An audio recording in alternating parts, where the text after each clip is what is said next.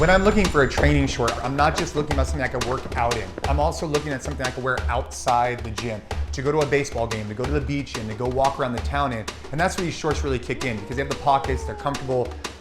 These are the Origin NanoRip short. They come in two different lengths, 7-inch and 9-inch. The fabric is 86% nylon and 14% spandex, which allows them to be durable, but also move around. They have a built-in crotch gusset for those deep squats you want to get into.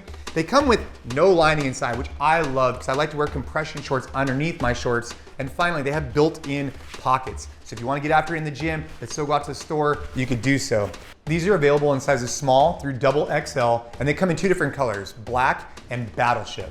And finally, these shorts aren't just designed in the United States, they're built in the United States. From fabric, to manufacturing, to execution, all of it right here in the United States of America.